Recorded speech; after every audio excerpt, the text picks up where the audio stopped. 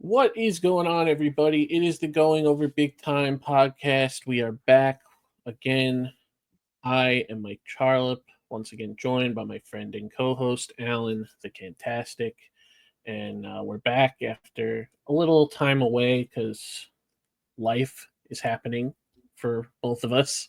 So recording it has been scheduling has been hard, but we're here and.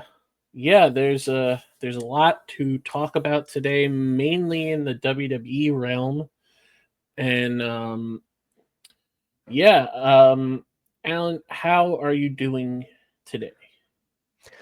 I'm doing all right. Had a busy week, like you mentioned. That life is kind of in a sense gone in our way, and I've had a Yeah, lot of stuff going on at work and personally. So yep, yeah, but looking forward to tonight. Talk about current state of WWE affairs. Seems to be a lot that just kind of erupted in the last couple of weeks lately. So it's yeah, worth a discussion. yeah. So in the time that we've been away, which has been almost exactly a month, um, there's been a lot that's happened, and it really started to kick off with WWE Unreal. And obviously, we didn't get to talk about this during the peak of when it was happening, but so WWE promoted for a while that they were putting out a documentary all about the creative process, and that's how they promoted it for the most part. And in the promotion they showed, in the previews that they showed, a lot of times it would be Triple H going, you ain't seen nothing yet, you don't know, you know, basically saying like, oh, you we know what you've heard, but here's what really happened. And they also would put the clip of I Show Speed in the previews joining the Royal Rumble like that wasn't planned, like to make it seem like it wasn't. Obviously, it very much was if you watch the documentary. Um, but yeah, and also there was a lot of, you know, career retrospective stuff on certain wrestlers, specifically Cody, Rhea, and Chelsea Green. Um, and a lot of the stuff that I think was more controversial has been debated on whether it was planned or not, or if any of the stuff having to do with the creative process that they discussed was actually how Triple H explained it, because a lot of it doesn't sound like that's how it would go. Um, Obviously, like the stuff with like Rhea and Cody, and you know, getting personal about certain things, and her battle is with anxiety and stuff. That's real. You can't fake that. I don't think you don't talk about it if it's not real. But like, I felt like a lot of the creative process stuff was being embellished a lot. Well, I mean, it's a very unique look. I mean, it's the first time as a fan, and I've been watching wrestling for close to 30 years on and About off.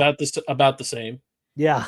Um, I guess it was fascinating the unveiling, or like I'm trying to remember, like this is a show that they put on Netflix for the general audience, right? Literally not so much as the wrestling fandom, but really just for the wider public, for them to sort of explain what we do and why we do it, right? So you look at some, they're talking about like the gorilla position. It's just like this area that, in between where you just decide, okay, how is this things are going to go? And just looking in that room while a match was going on, and I'm referring to, say, for example, the CM Punk Seth Rollins match on the Netflix premiere of Raw on Raw.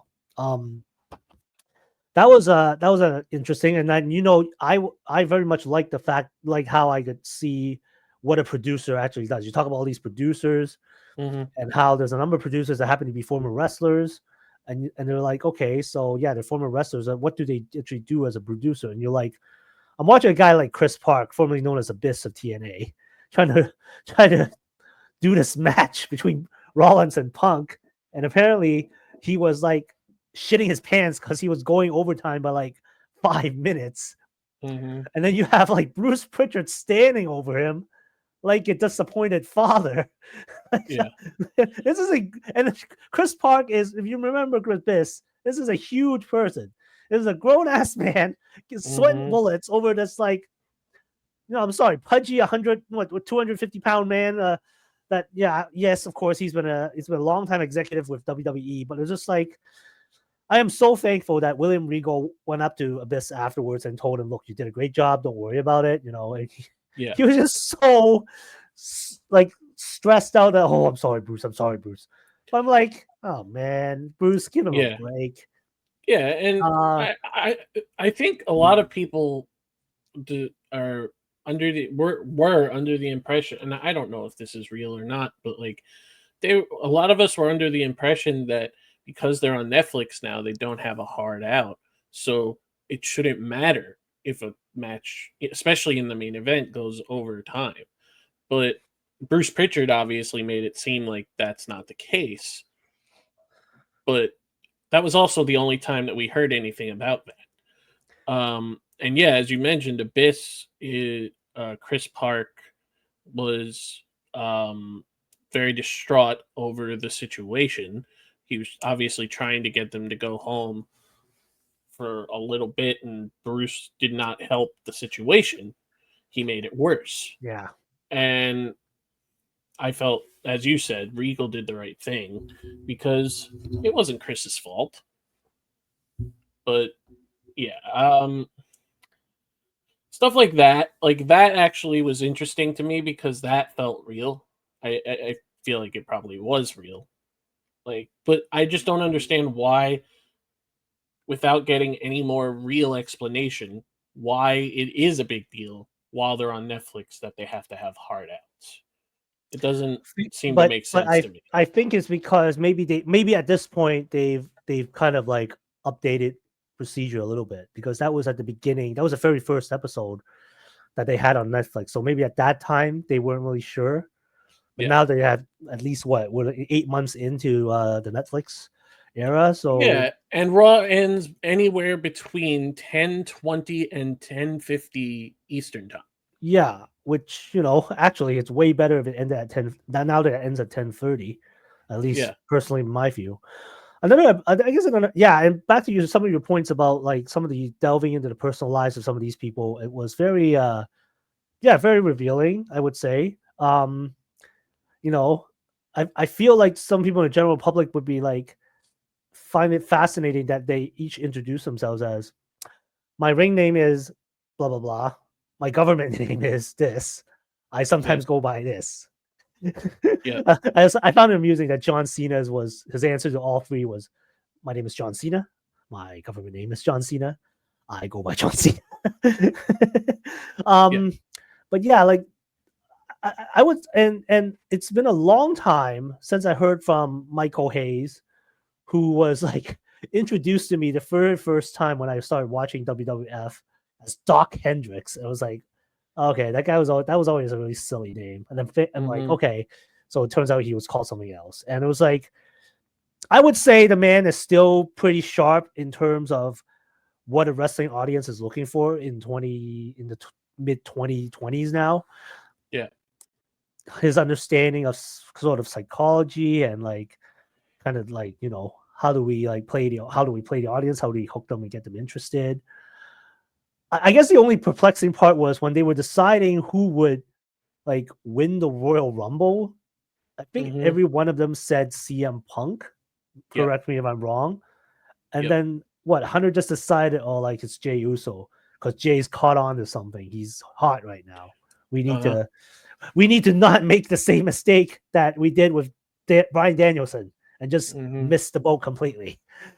In retrospect, it was a good couple of months for Jay, but other than that, Yeah, that was an interesting Well, and it also kind of proved point. how his Royal Rumble win and title reign were kind of spur of the moment things, Yeah. because you could tell based on like after he won the belt that they did not know what to do while he had the belt. And that's why he lost it 50 days later right back to Gunther. Um because Gunther versus Goldberg had to be for a belt. Just had to be. Um but yeah, and like the main I think like the main thing about the show as a whole was the Royal Rumble, Elimination Chamber, and the John Cena heel turn. I Mhm. think this was the whole reason that they did the show, was to delve into this process. And this is kind of where I felt like Triple H was embellishing a lot, because he made it seem like it was his and Nick Khan's decision, and that he didn't tell John Cena until after he spoke with Cody, which doesn't make sense at all. Why wouldn't you speak to John Cena first? Considering he's the one doing the turn. He also claimed that he spoke to Travis Scott before he talked to John Cena. Why is Travis Scott that deeply involved in this storyline? Well, and that was another thing. They made it seem like, and The Rock was not involved in this documentary at all. He Mhm. was obviously in the background because he was involved in the storytelling leading up to Elimination Chamber, Yeah. but he didn't get interviewed. He didn't speak on anything that happened. And they, of course, went into how the John Cena heel turn came about and how The Rock was involved and how Travis Scott was supposed to be involved. They talked about the ruptured eardrum thing when Travis slapped Cody, Mhm. and yeah, and then things kind of just derailed from there. And I mean, John Cena was interviewed a lot during this, and he talked about how he just does what he's told. Has always been a a good soldier for the company, and doesn't tries not to get involved in the creative process too much unless he has to sign off on something if they ask him to do it. But like,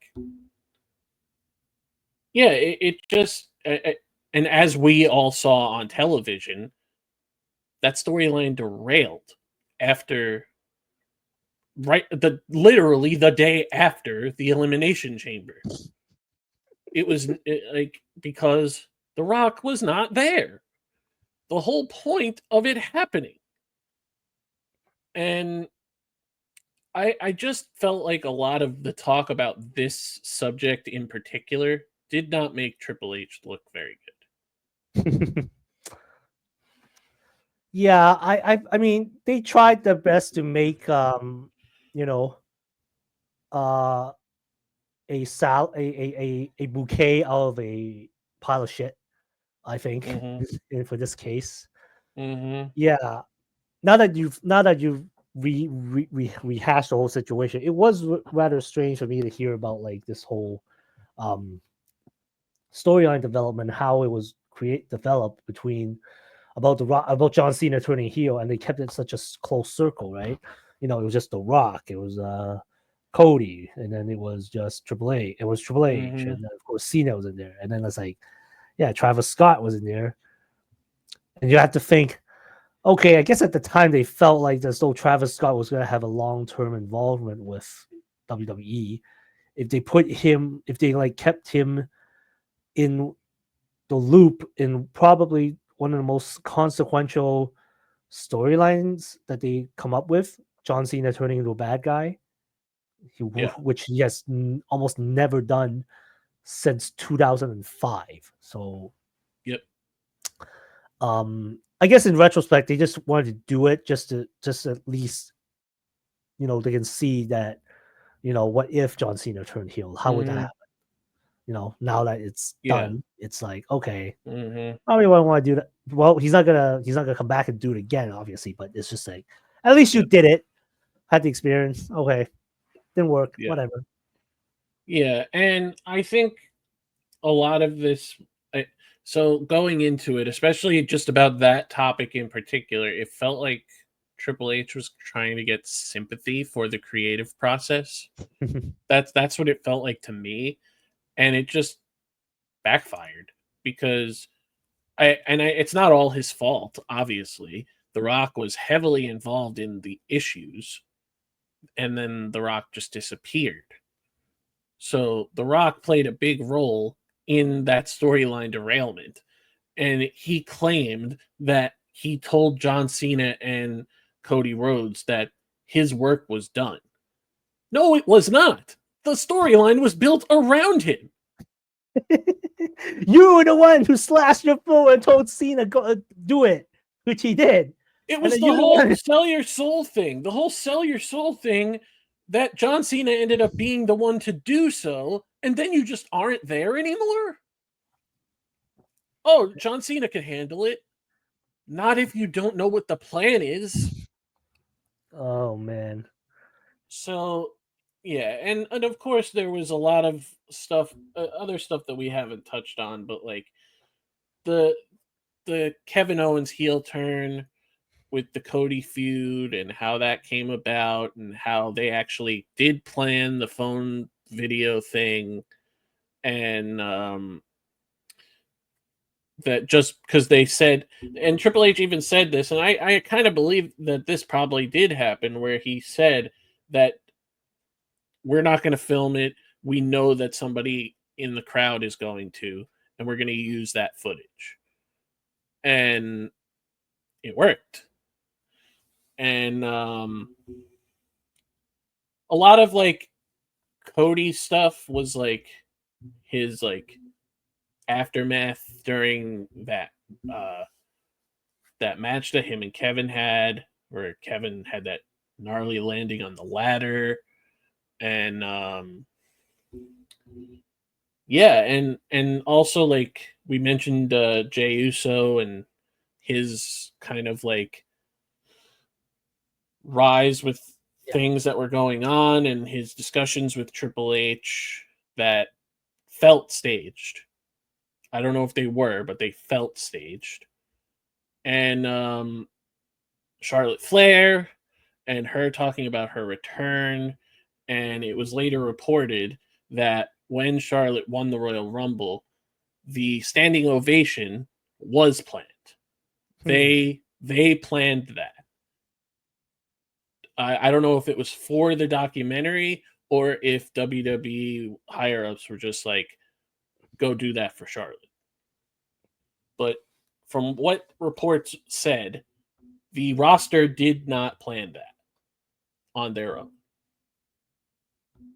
Um, and the Chelsea Green stuff was interesting because she's had such a weird road to get where she is right now with all the injuries that she had in her stop and start stuff with WWE and the whole missing Survivor Series completely in her hometown because they just didn't have anything for her. And like, I felt bad for her. Yeah. And yeah, it was, there was a lot of it that was really interesting from the wrestler perspective. I think the wrestler perspective stuff was more interesting to me. I was very The impressed that both Chelsea and Bianca made their own gear. Yeah, Like the stuff, and I think back to the one where Chelsea had the one where it was covered in her face. And I yeah, was like, and she only mentioned Chelsea could have done it herself. that she was saving that gear for Yeah. when she was going to win a title. which is what she did. She wore it when she won the United States Championship tournament. And yeah, um, obviously, no mention of her husband at all because he don't work there. Yep. But yeah, I don't think that this documentary as a whole was a bad idea. I don't care. I'm not like one of those traditionalists who doesn't think the curtain should be pulled back because we know a lot already as a fan base. Like social media has made it to the point where we know that Rhea Ripley and Liv Morgan are friends in real life. We know that Dominic is not dating Liv Morgan. we know all of that stuff. Yeah.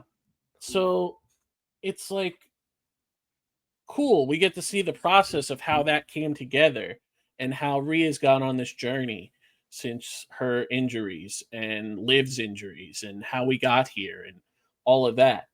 But I know that Liv doesn't actually hate Rhea. So telling me that giving us this peek behind the curtain is sacrilege or whatever, it's well past that to this point, especially during the social media era. Yeah. So I thought that this documentary did what it was supposed to do in that sense, is give us an idea of how the creative process works, even if I don't fully believe that the creative process parts felt genuine.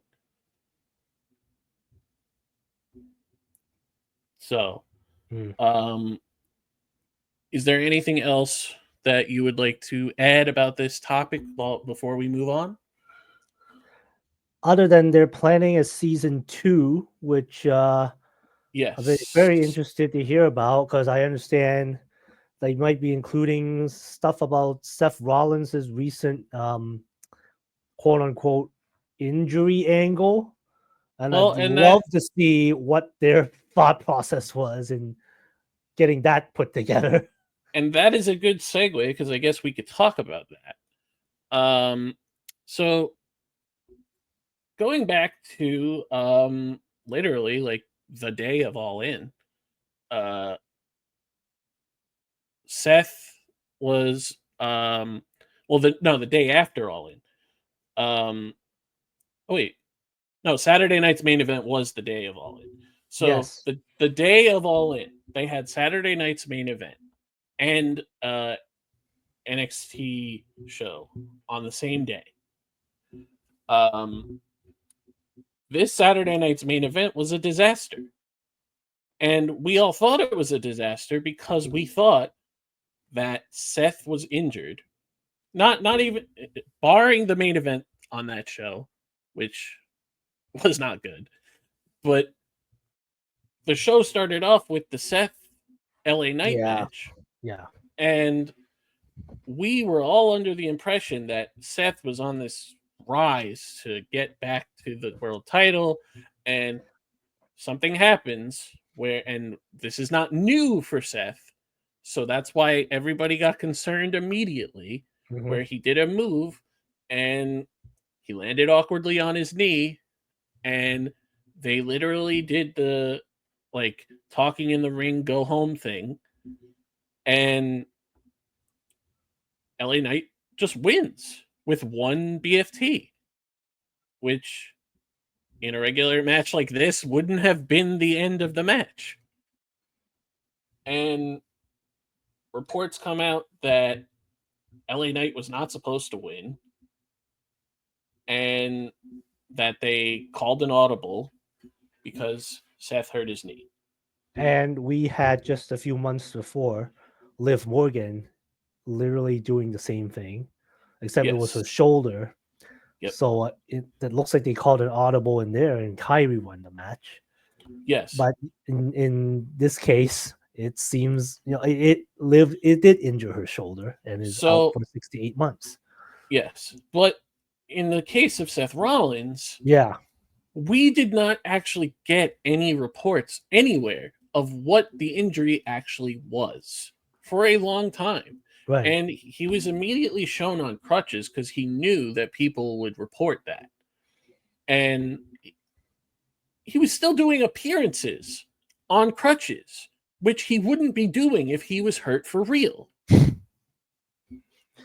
He wouldn't be going to NFL Network and being an analyst on NFL Network or on the Rich Eisen show if he was hurt. The Rich Eisen show. Okay, so that was funny to me. I just know I watched you the response after Seth's reveal when he came back on the show, I think. Yeah. But it was like looking at the clips of them before, it was just like, oh, okay. I'm like, yeah. When I was like, when Liv got injured, she didn't do as much media post injury as Seth is doing now. Yep. So I'm like, and then it was like they kept alluding to Seth, and like, you know, they still had the briefcase there. So it was almost like he's just off for a few weeks or something. So it was just, I just thought it was at that point there was like some kernels. There was some okay. I started having rumblings, feeling like something's a bit off here about this whole thing. Yeah. It's like, yeah, like you mentioned, they didn't say he had gone to the doctor or like had an MRI scan or whatever it is you needed. Yeah. They to didn't disclose confirm. anything. Normally Yeah. they would say like, "Oh, it's a sprain," or they did nothing. They didn't say Yeah. anything. And Right. leading up to the build to SummerSlam, Mhm. we hadn't seen Seth since the injury Mhm. on WWE TV. But Paul Heyman kept saying, you know, "Oh, don't worry about Seth. He's working on he's getting better, and he's going to come He back better." still has 1 year to cash in the Money in the Bank contract. Yeah. Yeah. And And yeah. yeah. And so we get to SummerSlam where CM Punk faces Gunther, and immediately, so as soon as CM Punk became the number one contender and was facing Gunther for that title, the immediate response was, "Oh, Seth is coming back and cashing in because Punk is not going to keep the belt." Everybody, literally everybody. And that is exactly what happened. CM Punk won the match clean, and Yeah. then Seth Rollins came out on crutches and made it seem like he was giving CM Punk a warning, like, "Don't you worry, when I get better, I'm going to cash in on you specifically." But then he turns around and just throws the crutches away and runs to the ring, beats the shit out of CM Punk, and wins the belt.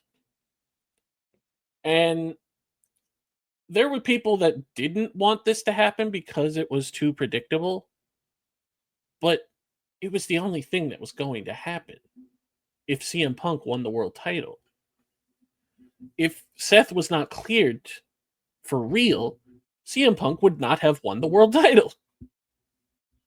So they did say that Gunther suffered some kind of a broken nose or something. Yes. Because because Gunther during that match was bleeding in the face, and now they said he's out of action indefinitely. I Yeah. don't know if the match was. I don't I know if the think he match was was. hurt going in. I Oh, think okay. he Yeah. So was the match hurt. was set up to have Gunther drop the belt, I think, because Gunther was going to have to take time off anyway. Yeah. Like, But if that's the case, you put somebody else in the match if they're not doing the Seth thing. I'm trying to remember who did CM Punk beat to become number one contender. I think it was like a combination of like Sammy. I don't remember whether Jay was involved in that. I think there was just a tournament, right? There was a tournament Yeah, style thing. Sammy was in it. Jay was in it. I think Penta was in it. Yeah. Braun Yeah. Breaker. So yeah. So It yeah, would have. Seth. It was so confusing. You know what? I think this whole thing could have been avoided if like someone else other than Seth won the Money in the Bank contract in the first place. Yes. I mean, I mean, he really did fool us all to like overall. And I think as a fan, we kind of missed some of that sort of shock and awe, Well, yeah, it's unexpected stuff. you like it when there's shock value to the wrestling This was more of a in slow general. build to an But eventual conclusion that also, we knew was happening, but we weren't totally sure. Because it's like you're telling me Seth's medical records weren't being released, and yeah. he's like walking Well, around and with also Becky, and apparently Becky, his wife, his real life wife, is yeah, like texting about how injured he is and how like he's like yeah. doing this and how Seth is doing like that. It's just like, and then you saw the clip back in the gorilla position. As soon as during the cash in, Becky was like, "Oh, I'm sorry. Were my social media posts misleading?" Yeah. I was like, "Yeah, lady, no kidding, right?" Well, and then I believe it was John Pollock who reported Yeah, that CM Punk was going to win and Seth was going to cash in on him. Therefore, uh preparing people in general for that. But a lot of people that like a lot of reports that come out after this by multiple sources have claimed that nobody on the roster knew this was happening other than probably Becky and Paul. Triple H. Good. Oh, Alan, you're frozen. Is it me or is it you? I think it was you. Because okay, are you back? Oh, yes, I am. I am sorry. My computer has been like having issues with internet dropping in and out lately. So what Uh, I guess, just to conclude just to continue what we were saying before we were interrupted. The only people that that we really knew about this was his wife Becky and Paul Heyman. mm, yeah, Really, that was and, it. and probably Triple H. But yeah. So there's been a lot of discourse about this on different levels. People think that he shouldn't be working the locker room, and that is kind of becoming like the new kayfabe discussion of like, is this just what WWE is going to do all the time? Because now they have a reality show where they're open about their creative process. So are they actually going to do this frequently? And I mean, that kind of brings us into our next topic, which is Karrion Kross. Yeah. Um, in under like in the same vein, like he's been talking about on social media about his rise, meteoric rise that was brought on by the fans. The fans wanted him to get an opportunity because they could see how passionate he is and how much he cares about wrestling and cares about this business and cares about being in WWE specifically. And he's doing this storyline with Sammy, and everybody is saying, like, oh, well, obviously he's not going anywhere if he's got new merch. He's not going anywhere if they're building. If he's been on 2 straight pay-per-views. He's not going anywhere if they're this invested in what he's doing. They're not invested in what he's doing very clearly because they didn't care enough to make sure that they retained him. And it's come out like recently because his contract expired last weekend, time of recording this, and he's no longer with WWE. So we think people seem to think that this is a work and that it's just another thing that they're doing to put on Unreal if they bring it back. Supposedly, there was Unreal people who worked on Unreal were around for the Seth stuff. So that's happening. That's going to be on there. But Karrion Kross gets over organically. The fans are behind him. And very clearly, based on history that we know about WWE, whether it's with Vince or not, WWE does not like it when people get over without WWE planning it, which is stupid. WWE should want to do things that the fans want to see. The fans want to see Karrion Kross because he got over, because he showed how passionate he is about the business, whether it was that promo where he talked about celebrities just coming and going into wrestling. So that one, so we talk about working the boys or working the locker room. Apparently Triple H thought that was a real thing. Yes. And Kross had to go explain, no, I'm working, boss. So at that time, so there was some confusion about that one, right? Because Kross released this hour-and-a-half long documentary upon the expiry of his contract, just explaining what the last few months was to like. promote his book, the book, yes, and the build to SummerSlam. Yes, but in that documentary, he was saying, yeah, when I did that rant, I was working, and the people that I thought were in the know that had to know knew. Apparently, one of them was not Triple H. So yeah.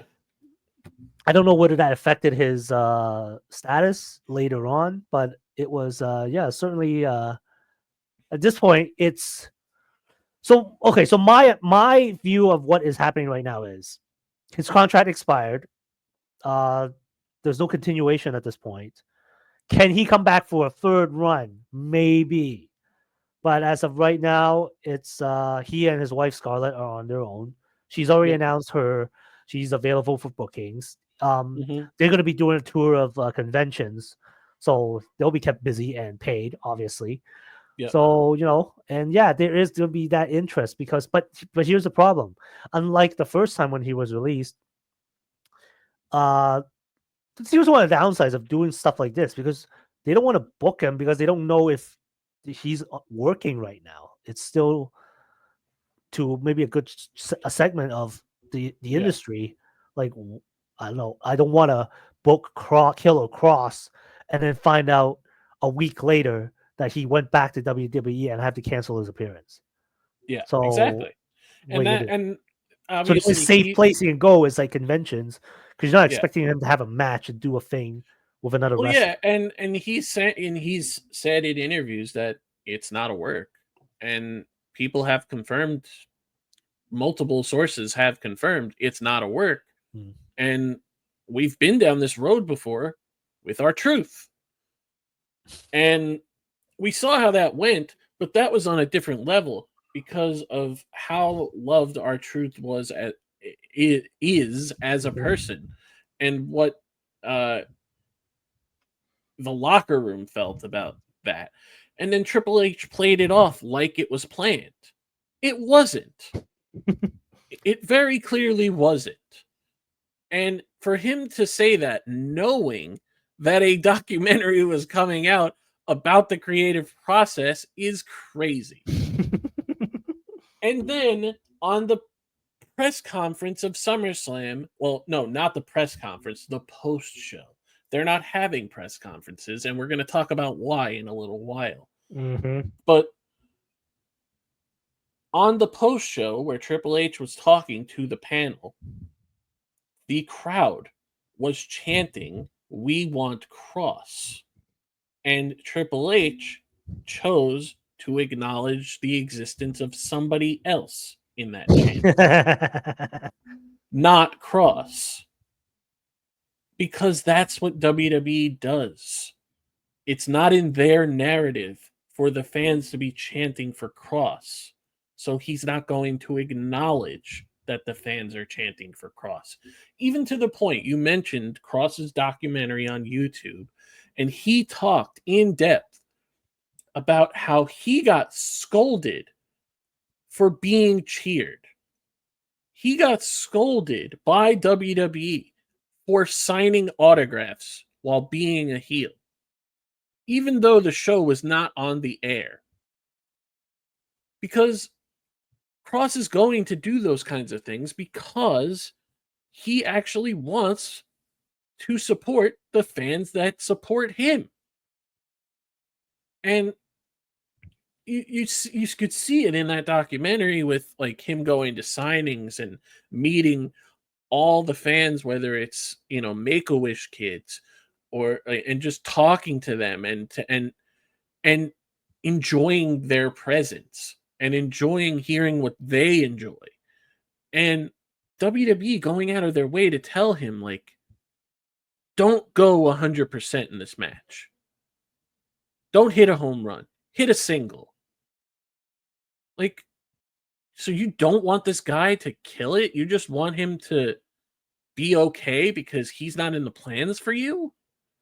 That's ridiculous. That's absolutely crazy. Why wouldn't... And it doesn't matter if Karrion Kross, Killer Kross, whatever you want to call him, is the best wrestler in the world. He's not. But he wants to be there. Yeah, I mean, remember, according to a certain two-time Hall of Famer, it's not about matches anymore. It's about the moments. But apparently, Kross's moments do not conform with, I guess, in your view, do not conform with what WWE's thinks is a moment. So therefore, he was asked to water down his the ride he is on. Yes. And that just isn't fair to him. And obviously, you mentioned it earlier, the Daniel Bryan effect, where WWE did not have plans for Daniel Bryan to be a main eventer. The fans forced that because they were going to revolt. I don't know if it's on the same level with Kross. There is reports that, like the past week, that WWE was confiscating Kross signs, which I don't understand it. I really don't. Like, why doesn't WWE care about what the fans want? Like, that should be the first thing that they care about. But they're a corporation. They're a money company, like any other big company that's part of a conglomeration. The money comes first. And I guess they don't see the money in Karrion Kross, which is not fair to him because of how over he is and has been. So if it is a work, or if it's a shoot that becomes a work, they have to see that you have to do the right thing here. Like, put him in the IC title picture. Do something. Do something. Like, because the fans want to see him. And it's crazy to me that, like, you don't care about that. So going off of that, we talked about, or we mentioned during this topic of how Triple H was doing that that panel, and he said that the fans were chanting for somebody else. So let's talk about that person. So at SummerSlam, John Cena and Cody Rhodes have a hell of a match. The best match John Cena has had during this run. Hands down. One of the best matches John Cena has had in over a decade. I put it as a match of the year category in 2025, which I never thought I would do for a John Cena match. Nevertheless, because we got the John Cena Cody match that we should have got at Mania. Yeah. That's and that was great. That was a fun match. I enjoyed the hell out of it. And after that match, Cody Rhodes gives John Cena the ring. And like clockwork, like we were back in 2012. Yeah. John Cena's in the ring and he's looking very grateful and like also kind of disappointed because he lost the belt, etc. Whatever. And then Brock Lesnar's music hits. Brock Lesnar, who we have not seen since January of 2023. And Oh, there is a very good reason why we have not seen Brock Lesnar since January of 2023. As we all know, Vince McMahon is involved in a lawsuit that also involves WWE that has to do with trafficking of an employee and sexual misconduct. And in said lawsuit, Brock Lesnar is mentioned by name 44 times. He is not, he, to be clear, he is not being sued. Brock Lesnar is not part of the lawsuit. However, he is mentioned as I said, 44 times. Because John Cena, Vince McMahon tried to offer the services, the said trafficking scenario of this woman that is suing him to Brock Lesnar to get him to stay with WWE. And according to text messages that are a part of the lawsuit, Brock Lesnar was going to do it. And it did not happen because of travel, weather conditions, and apparently Brock Lesnar got really drunk one time. okay.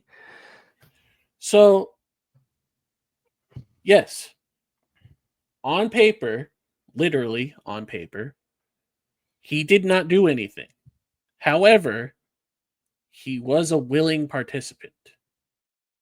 He was going to do it. And this lawsuit is still ongoing. And it's not going to end anytime soon. And if it goes to discovery, things could get worse for Brock Lesnar. Yeah. And Okay. No, finish sorry, your point. That's sorry. sorry. That's fine. So that is the main reason that the internet, almost 95% of it at least, was not very happy to see Brock Lesnar. And of course, there are accounts, and I even know some people who have said, like, well, did he do anything? Technically, no. But, as I said before, the intent was there. That is not okay.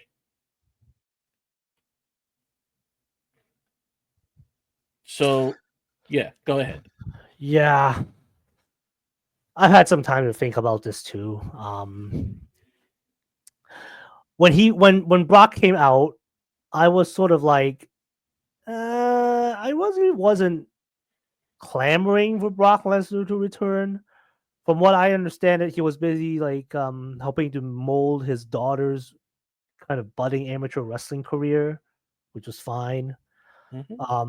Yeah, in a sense, I like was like, oh yeah, he was named in that lawsuit, but I don't think like he was like like he wasn't being sued. So it was like I was trying to put myself in Brock Lesnar's shoes, not that I deserve to, but like I was thinking Yeah. to myself, wait, the old man wants to do what to get me to resign? It was like one of those moments where I'm thinking any rational man, even the one so-called alpha male of the male species, would be looking at that and be like, oh man, is he fucking for real? This has gotta be like the most fucking craziest thing this old man has come up with, right? And I'm talking when I say old man, I'm talking about Vince, right? Of But course. it's like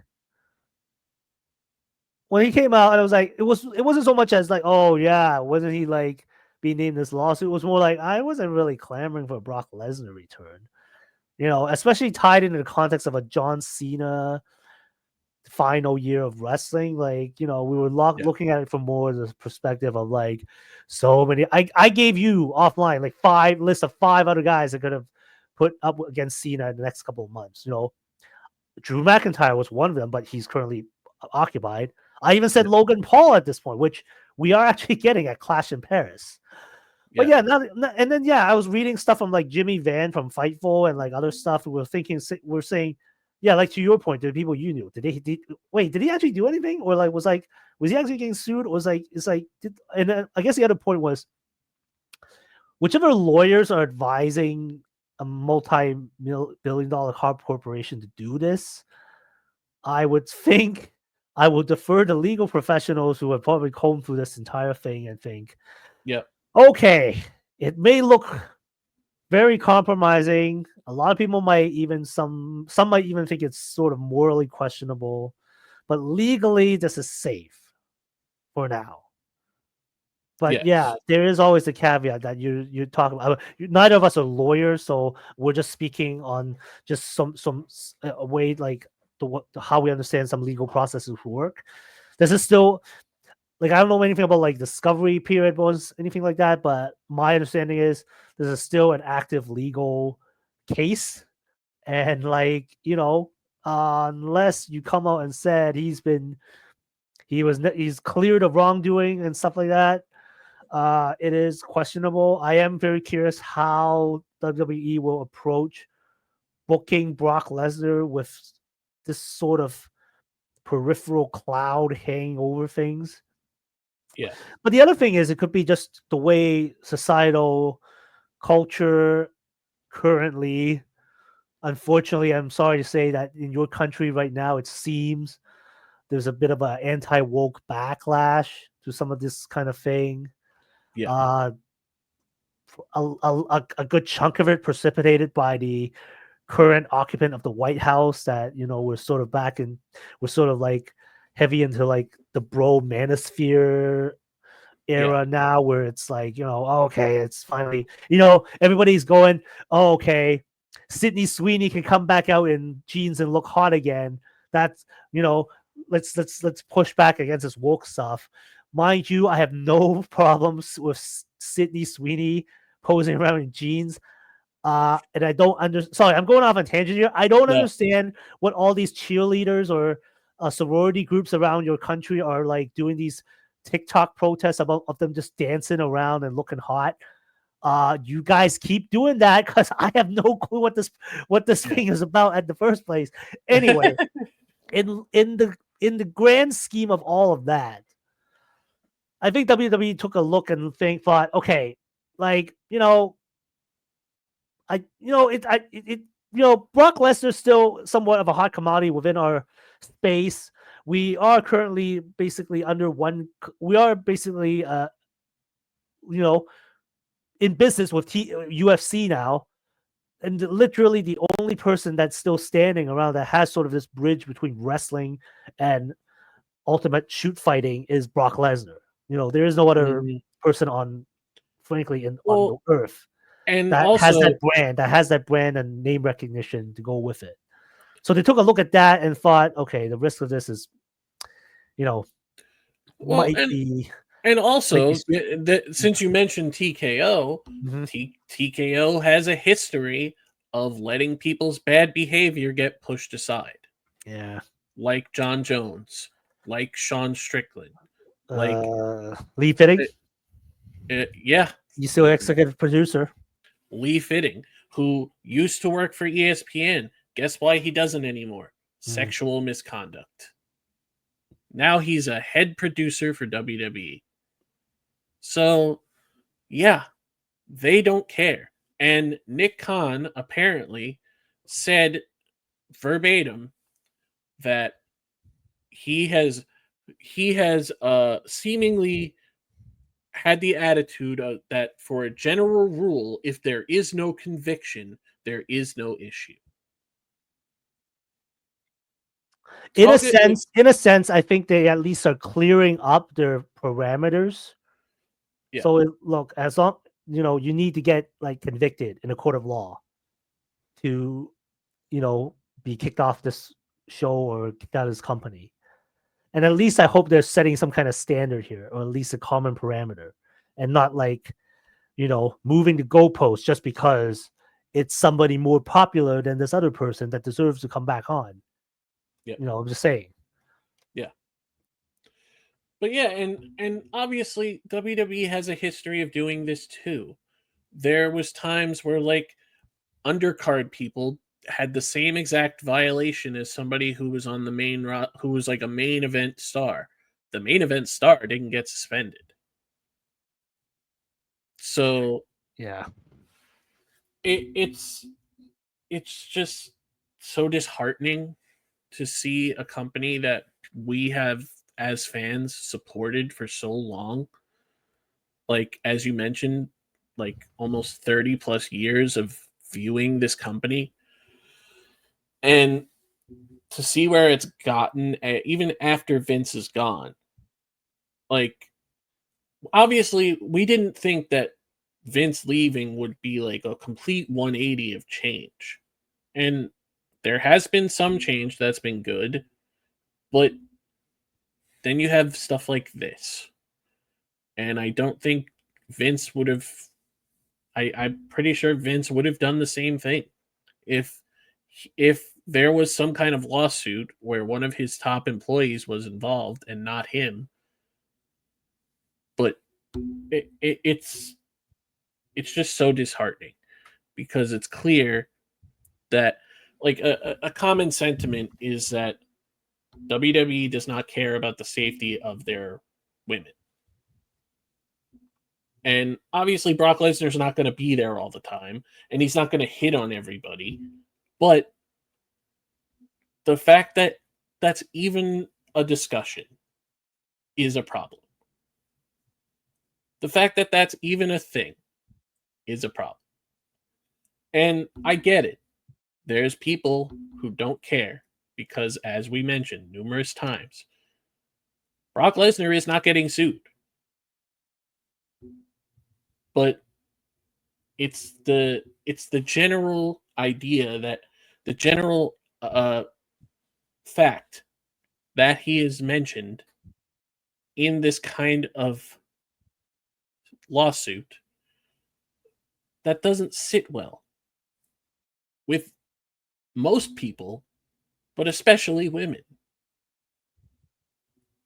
And obviously, WWE doesn't have a great history of supporting women. I mean, Rita Chatterton comes to mind. Yeah.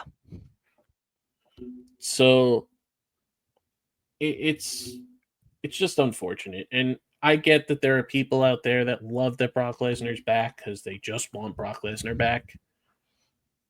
But even just, and of course we've talked about this in the past, even before Brock Lesnar was mentioned in this lawsuit, I don't care if Brock Lesnar is back because I don't need him around.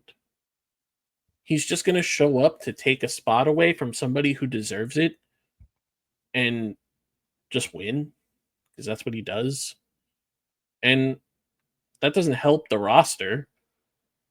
It especially doesn't help John Cena, who Triple H tried to throw under the bus and say it was his idea, which is another crazy thing. Like, Triple H actually said in said panel after SummerSlam that John Cena asks us to set up something and we make it happen. But John Cena says in an interview on the street of all places that he just does what he's told. So Triple H is clearly lying. Why? It's baffling that you're trying to throw one of your biggest names in the history of your company under the bus to protect yourself. because it was clearly your idea to bring back Brock Lesnar. And you don't want it to come back on you. That's Well, crazy. you're saying like, why is he saying one thing and then saying another thing? I mean, look at a few weeks ago and look, I'm sure one of Triple H's passions is like fitness and physical health and all, but like, I don't know, just the optics of him showing up at the White House next to Donald Trump and like endorsing this whole idea of bringing back the presidential fitness test. I mean, the fact that your mother-in-law is in the cabinet of said president, the fact that your father-in-law is somewhat of a close friend to said president, the same father-in-law who's at the center of all this entire sexual harassment case. And Yeah, Triple H man. is shrugging that off too. Yeah, it's like just a circle you hang around with kind of gives people an I'm not surprised as to why like Triple H would be like, as you say, throwing someone like John Cena under the bus apparently just to save his own ass. But also, let's not forget, WWE is not political, because Triple H said that too. Oh, we don't bring politics to work. You appeared with the president and showed the video 5 times. Yeah, that was.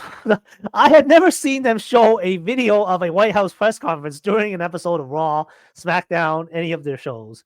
I was like, okay, I understand if you would go to Linda McMahon's swearing in ceremony, just your mother-in-law becoming a member of cabinet for the government of the United States, sure.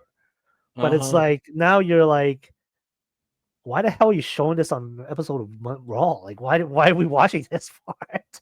I mean, you're very clearly telling us where you stand by showing this video numerous times. I should also say, yeah, well, no, okay, finish your point. Sorry. Well, I was just going to add that it's nothing against like fans who are of that belief. It's just, it's not really looking good for a company to be this open about this. But again, Dana White doesn't seem to care. Dana White brings Donald Trump to every UFC show, sits next to him at every show, puts the camera on him 20 times, and don't forget, we're gonna have UFC on the White House ground. So that's happening. I saw a little of that, and I thought, is this for real? Are they actually doing this? Yes, are they actually bringing UFC number, or what number are they at now? On the Rose Garden. I'm like, what? They're saving it for the 250th year. Oh, okay.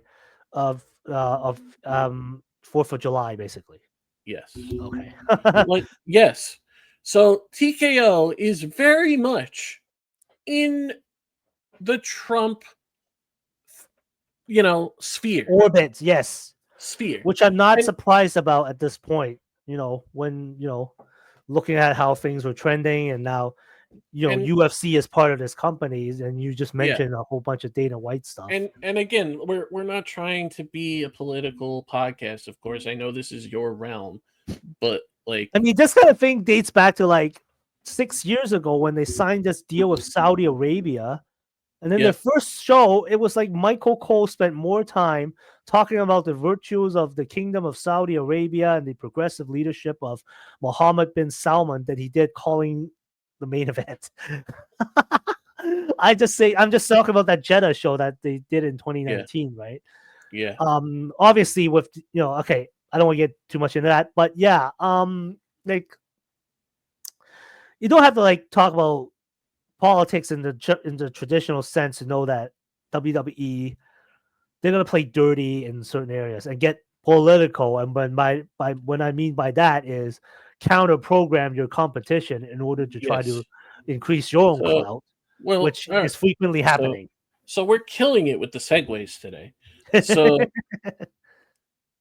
going off of that, a big topic of discussion has been and continues to be WWE counter-programming AEW, because reports are coming out, obviously we discussed, the weekend of All In, they had an NXT show and Saturday night's main event on the same day as All In. That completely backfired on them. And they also had Evolution the day after. Now reports are coming out that WWE is tentatively planning to have John Cena versus Brock Lesnar either on the same day as All Out or on the same day as a different AEW show, but sometime in September. And they're doing this deliberately to hurt AEW because WWE does not care about friendly competition. They want to be the only stop in town. They don't want another company having success.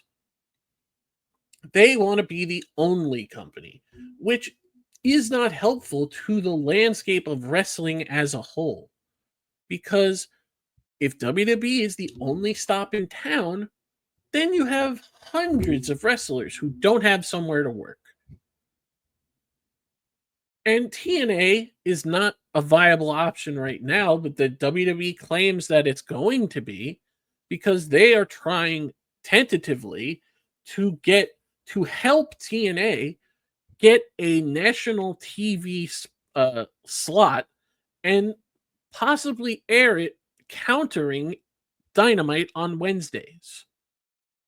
And now there's even speculation coming out like today, time of recording on the 15th of August, that WWE is possibly has okay power in the possible sale of TNA wrestling.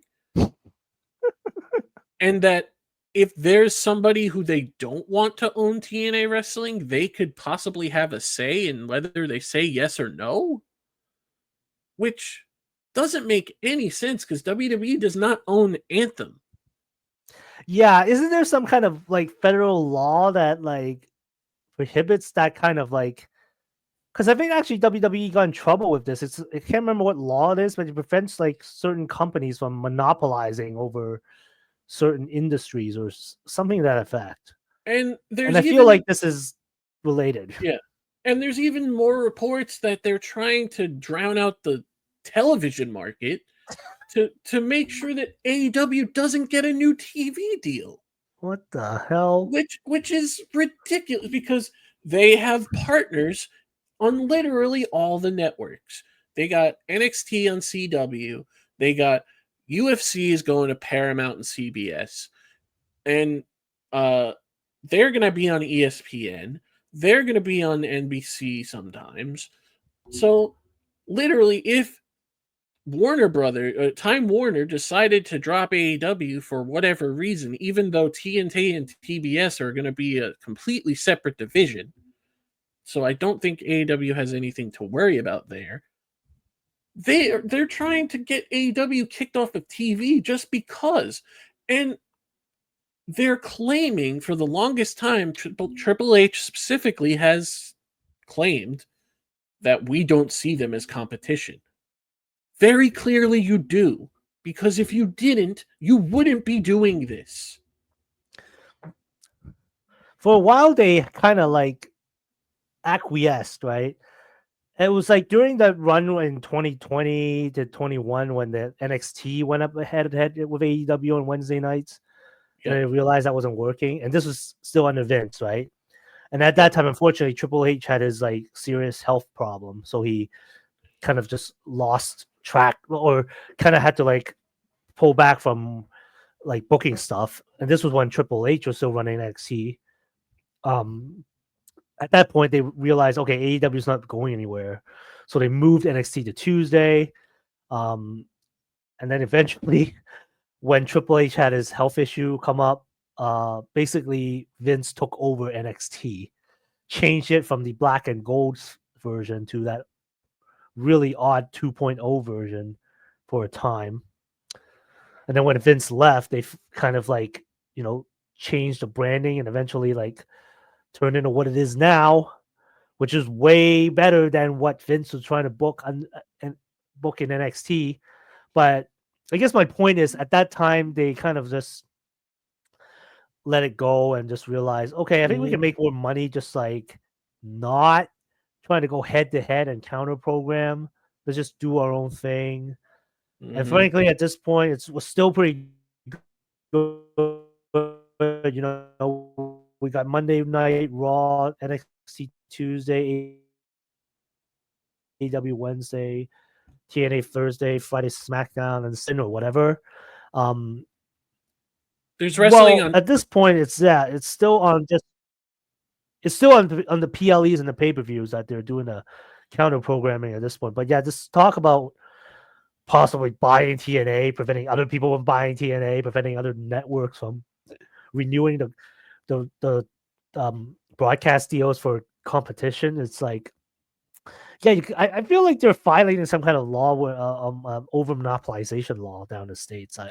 There's got to be yeah. something that's against that. And I mean, for years we would always hear about this unwritten rule in wrestling or really in anything, where if you're at the top, you don't acknowledge number two.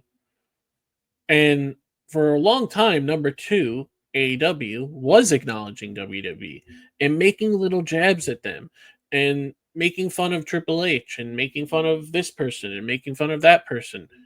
They stopped doing that. They stopped doing that and just focused on the goal of just becoming better, just giving fans the alternative that they want, and just putting on good shows. And now WWE, who is the number one, and it's not going to change because of the conglomeration that they have become, all they do is acknowledge number two. When it comes to all these counter programming things and trying to, like as you mentioned, like get them off their TV deal, like make sure they don't get another TV deal. Like why are we doing this? Yeah, You can just have friendly competition between companies. You can just but I just have, realized this is not new because MLW, a much smaller entity by the way, was like filing some lawsuit a couple of years ago alleging WWE in a sense was doing the same thing. yeah. Mainly, I think it was more about like, how they were preventing certain talent from going over to MLW that Well, WWE released. also because SmackDown was on Fox, Yeah. um, MLW had procured a deal to be on Tubi, which is the Fox streaming service. Uh huh. But because WWE was on Fox, they somehow got involved and prevented that from happening. So it's just like you're even going after little companies like MLW. Like why? MLW is not bothering anybody. They're just putting on wrestling shows. And like AEW, same thing. The problem is that the fan bases have turned this quote unquote war into something that it's not. And they think that just because the Monday Night War was such a big success, the Monday Night War was not a success. It was just a thing that became a success because WWE put all they could into monetizing the idea of the Monday Night War because they won that war. So now they can just throw shade at WCW whenever they want. And AEW is not going anywhere. They are making money now. Their network is happy with what they're putting on. They're doing exactly what they're supposed to be doing. So for WWE as a whole to actually give this much of a crap about what AEW is doing when they should just be focusing on putting on good shows, and they're very clearly not doing that.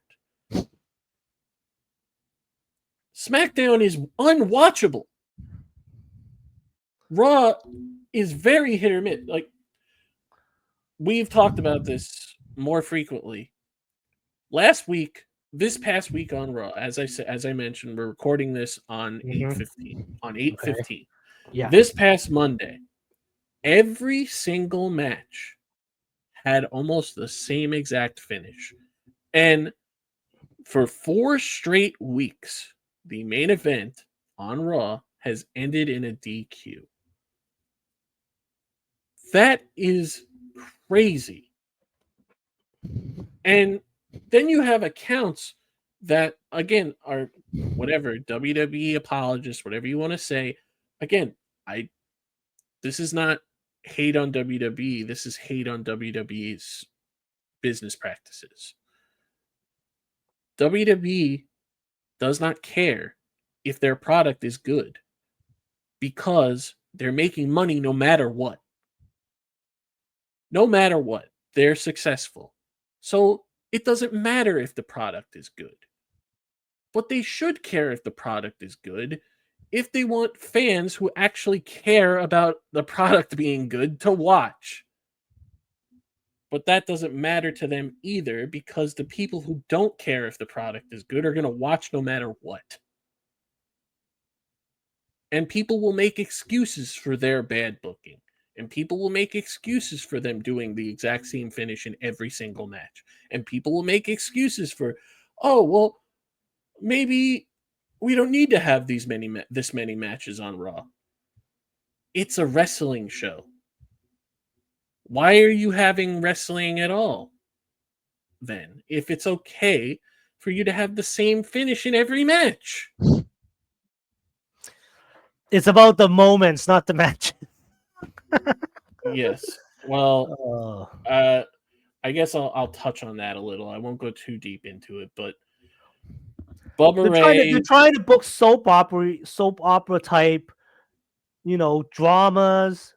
You yes, know, ironically, being on Netflix may have affected them because Netflix is filled with your standard K-pop dramas, Korean dramas, rom-coms, true crime bullshit, yes. action suspense crap. So you know, they're trying to be Disney. They're trying to be Disney, and the failing miserably. I've actually seen people tell me, like, there's people on social media that would be okay if Raw had no wrestling on it, and that wrestling is reserved for pay-per-views.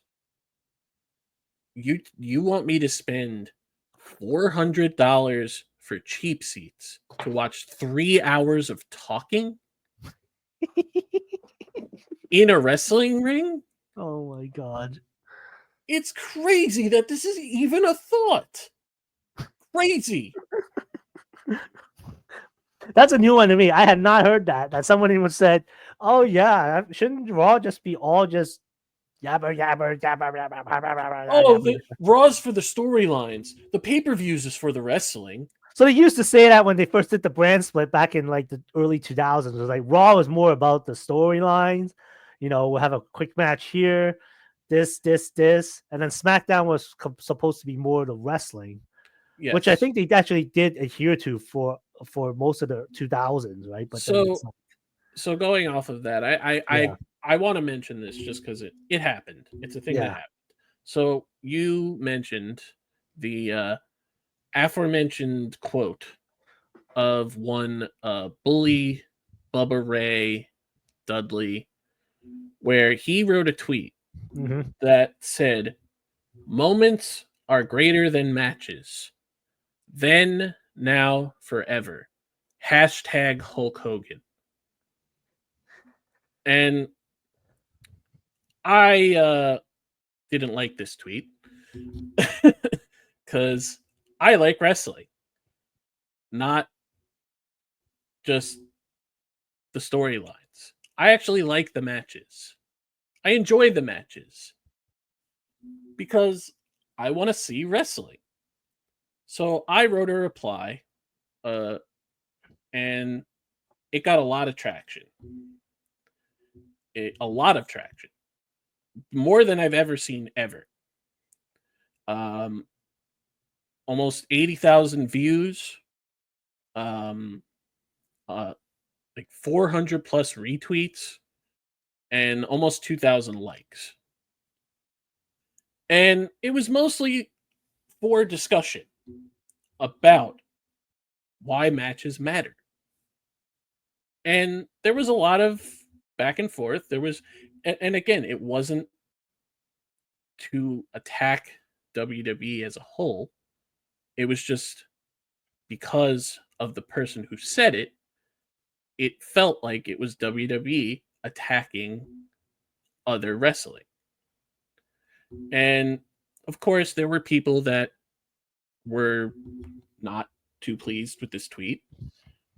And I had discussion with some of them, tried to keep it cordial, tried not to make it into a big thing.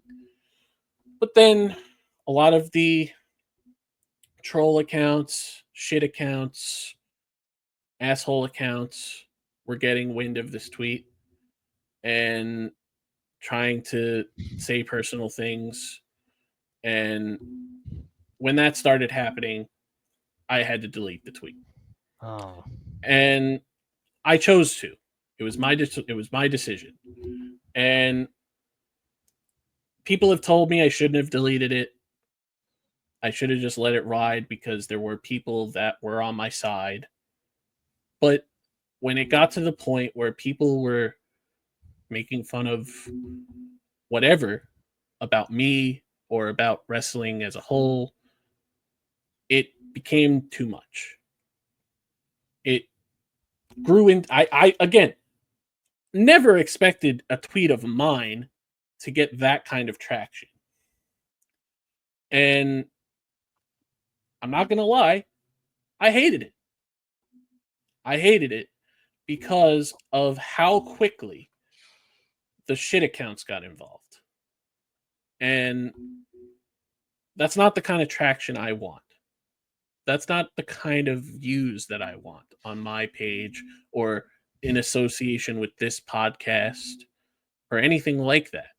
I want to discuss wrestling and I don't want to attack people to do it.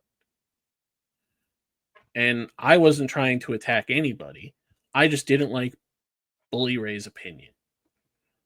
But and you have every right to express that opinion, and he has every right to express his opinions, whether people like it or not. I think that's of course, and maybe I could have worded it better, and I fully admit that. And I wasn't trying to attack WWE fans. I was not trying to attack other fans who enjoy any kind of wrestling. Yeah. I just enjoy wrestling as a whole. Right.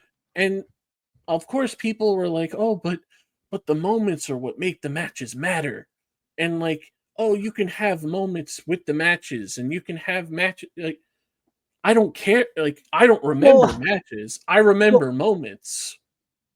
For me, maybe I'll try to explain from what Bully Ray's tweet is, because it sounds like he was talking about Hulk Hogan. And Hulk Hogan, obviously, in his life, was during his career, not the greatest wrestler, I would say. He had to go. Actually, no, you know what?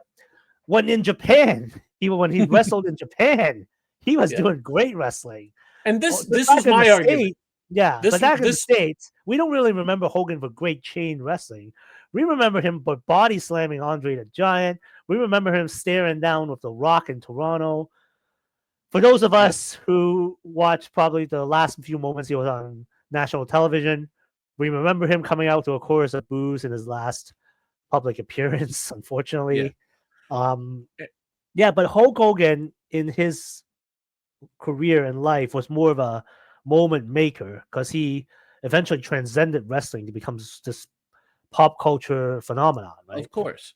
And so, but I think the problem with Bully's tweet is he thinks every moment is worth more than wrestling matches in the sphere of wrestling, when you should just focus on the wrestling and let the moments come organically. When it comes and gets over, it will do that on its own. You can't manufacture something. Exactly. You can try, but you have to let it simmer and see if it actually. that actually like is a very good point, and like I think it was Al Snow who I don't know if he said it in an interview or if he said it in a tweet or something, but Al Snow said that um Hogan versus Andre at WrestleMania 3 was the greatest match of all time because of the gate. Because it very clearly was not a wrestling match. It was barely a wrestling match. It was punches, a body slam, and a leg drop. Mm-hmm. But there are fans like me who care about the wrestling side and care about the story being told in the ring. And care and one example that was given to me was Hangman Page winning it All In. Mainly because the person that used this example didn't think that that was a good match. I beg to differ, but the reason that it was so, to this person, not to me, the reason it was so important was because of the moment at the end. But you didn't get that moment without the part in the middle with the match. So that was my whole point. It wasn't a WWE versus AEW thing. It became that because of the way I worded the tweet. And I felt bad about it, and that's why I deleted it. So I wanted to address it, even if nobody sees this, because certainly the amount of people that saw that tweet are not going to see this episode. That would be nice if that happened, but I mean, my final point is this. Yeah, to what you said earlier. You can't have the moment leading to another moment without the match to connect the two, right? Otherwise, you are not watching wrestling. You are watching a soap opera, a sitcom. You're literally just watching Netflix's all the other stuff on Netflix. You're not watching the wrestling, right? Yep. The wrestling is Yep. what makes the moments happen. In a sense. And I don't agree with the argument that people don't remember the matches, they remember the moments, because that was another one that was presented to me a lot. I remember the matches that I care about. I remember the matches that mean something to me. Not just the moments. The moments are important, yes, but the matches also matter because that's how you get to the moments. So with that, I think we're going to close it here. Thank you everybody for joining us once again. Make sure to look out for everything that we are doing on here and among other things. I am planning to do more writing. Things just haven't really come up for me to discuss in writing form. And also, I wanted to address, like we talked about, like every year we usually do our Forbidden Door fantasy booking, and it just, the schedule change really didn't line up for us to get it going and to actually do it. Now we're in the thick of the build to Forbidden Door, and we already got like 7 matches announced with only 2 New Japan people on the show because they decided to have Forbidden Door the same, like in the same vicinity as the G1. So they couldn't build anything because all the main stars are in the G1. But the G1 is ending on the 18th, I believe. So now they have a whole week to get some more New Japan people on the show. One day they're gonna host Forbidden Door in Japan, and then we'll be relieved of this problem. Yes. So, because as of right now, the only New Japan people that are on the card are Tanahashi and Zack Sabre Jr. So your world and heavyweight champ. Yeah, okay. Other than him, so it's your heavyweight champion and your semi-retired president of New Japan Pro Wrestling, and Hiromu. Right, and Hiromu, sure. But I did say, yeah. Aside from him, then the only other 2 guys you have are. So, and a lot of these matches were kind of just put together out of no. Like, all right, so I'll add this on. So Will Ospreay, Will Ospreay, who was supposed to be out for a little while with a neck Yeah. injury. I was like, we weren't expecting. Well, he said he was gonna come back by Forbidden Door, right? Well, yeah, because he wanted to be there because it's in London. And I Yeah. think the reason that he's able to come back to do this match is because he's probably not going to do a lot of bumping. Mm. But so Will Ospreay just randomly returns on this past week's episode of Dynamite, and there's no announcement, there's no music, there's no nothing. He just shows up and attacks Jon Moxley after his match, and gets on the mic and challenges the Death Riders to a lights out steel cage. And this is not new to Will Ospreay. He had something similar between the United Kingdom and the War Dogs. Yeah, I wasn't sure what a lights out steel cage match is. First of all, no, forget the lights out part. My I guess the lights out part is like, I feel it's like the unsanctioned kind of Yes. match. Yeah. But I'm like, what you're gonna have? Is this like a 10-man tag in a steel cage? Like, how's this gonna work? So essentially, I think it's going to be like a Hell in the Cell around the ringside area, but with no roof. Oh, okay. Yes, because that's what they did in New Japan anyway. But he challenges the Death Riders, and then everybody's like, okay, so who's going to be on Will's team? Obviously, we think Darby Allin will be involved because Jon Moxley doesn't want to face Darby Allin one-on-one. So yeah, Darby Allin's there. Then we find out that Will Ospreay called Hiroshi Tanahashi, and now he's going to be on this match. In his very last match in London, his last match ever in London is going to be a bloodbath. And just randomly announced when the match is announced. No setup, no nothing, no return, no. The Golden Lovers are also in this match. And they didn't do it in the segment, but they said later on, oh yeah, it's Kenny Omega and Kota Ibushi. I was like, what? And apparently Kota Ibushi found out when we found out, because he tweeted something saying that he had no idea this was happening.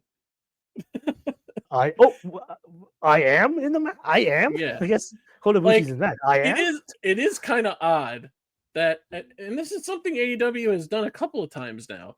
They're just doing stuff without a formal announcement. Like, oh yeah, Kenny Omega and Kota Ibushi are back. They're in this cage match. Oh yeah, we're having a trios match. Samoa Joe's back, by the way. Yeah, I saw that. I was like, oh wait, Samoa Joe. I thought he was out with an injury too. So I was like, oh. Yeah, I don't know why AEW is doing that, but I mean, it's funny. But yeah, so Forbidden Door has a lot of just AEW matches, and that's fine. But when you're building it as a New Japan, CMLL, AEW Stardom show, I mean, you should have more AEW, more Stardom, more CMLL, more New Japan on the show. We have mostly AEW matches. We have Hangman defending against MJF. We got Athena getting her title shot against Toni Storm. We got the tag team title match will be the winner of FTR and Rodito facing the Hurt Syndicate. We got Cope and Christian teaming for the first time in 11 years, in over 20 years on pay-per-view, against Nick Wayne and Kip Sabian. This entire card is just an AEW show. And then just randomly, you have Zack Sabre Jr. defending against the winner of a Fatal 4-Way. Oh, excuse me. Defending against the winner of a Fatal 4-Way between Nigel McGuinness, Lee Moriarty, Hechicero, and Daniel Garcia. Any of those matches would be great. I think we all kind of know who's going to win that match. So yeah, the build to this show didn't work out the way they had planned. I think when they had to change the date of All In because of scheduling, and to work around that, they had to change the date of Forbidden Door, and the fact that the build to Forbidden Door was wrapped around the G1 just did not help. And Mercedes is going to have a hell of a match with Alex Windsor, Persephone, and somebody from Stardom. And we'll probably be back to discuss that show. But for now, that's going to do it. Thank you, everybody. Go to our Linktree /Going Over Big Time Podcast. Has all of our links, social media, YouTube, audio, everything. And Alan, give us your closing thoughts. Yeah, I thought tonight we aired out a lot about how we felt about some of WWE's latest moves and decisions. But for now, we've given you our thoughts, and that's it. I've got nothing else going on. Tomorrow, as of this recording, Triple Mania is on apparently on WWE's YouTube channel, which would make it way easier for me to watch. Oh, we'll see how that goes. You know who's winning that belt? I'm finding it amusing. You're just probably rolling your eyes and shaking your head at how this comes to pass. It's gonna be funny because once the AAA Mega title goes to the person who we think it is, I think will be the first time we see the Freebird rule apply to a singles title, because 1 week is going to be with that guy in the mask, and then next week is going to be from the other guy that's wearing the same mask, and it's going to be third guy gets his turn on the. And of course, to add to that, there is reports of this person getting a giant AAA push, and whatever that means these days. Like they're thinking about changing the whole logo. Was there a clip of Conan saying, "Oh no, they're not gonna Americanize this product"? I'm like, oh, they very clearly are. I'm pretty sure they are. I guess we'll see what happens there. Yeah. But for now, that's gonna do it for us. Thank you, everybody. Have a good one.